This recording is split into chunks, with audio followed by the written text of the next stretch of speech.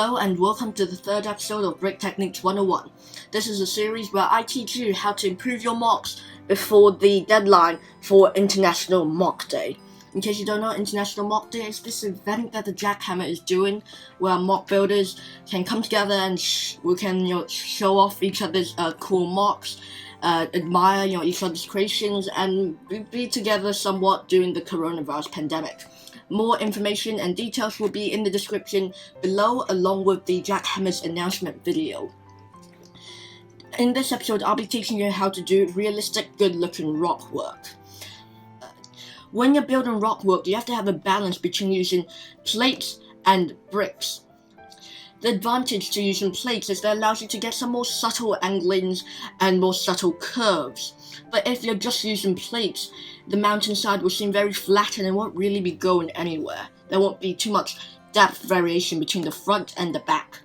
But if you only use bricks, the entire mountains is going to seem very, very blocky and it's not really going to look good or advanced. Second of all, there needs to be a balance between tiles and studs. Tiles gives a more realistic texture to the rocks, but plates also make the rock work look more jagged and rough.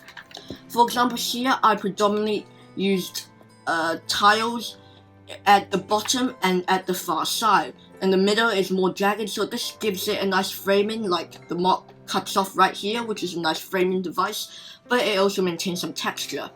I also use plates in the front and bricks at the back, and this gives it a nice sloping effect where it's sloping backwards and it's like the mountains like sloping, like expanding out here, which gives a nice visual stimulus.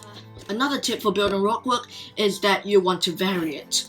Here I've mostly done snot techniques where it's just building outwards, but to integrate it better into the mock, I have included this little piece up here which is just built normally, and down here I've also included this little section over here where it is built forwards, and this is very little, and when an onlooker views at your rock work, they won't think, he's just building at the sides, right? Because you're building in more than one direction.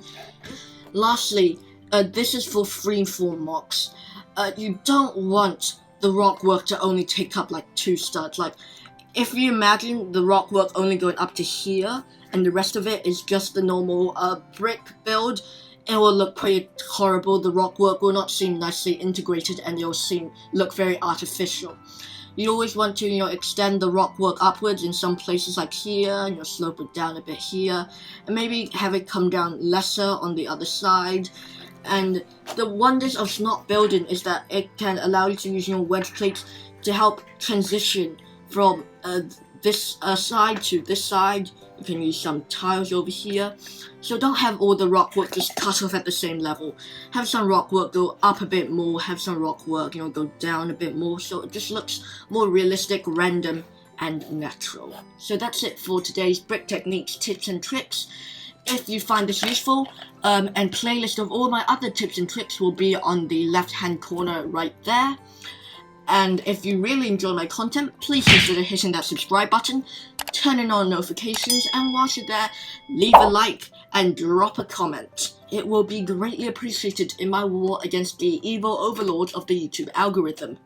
Until next time, keep on building.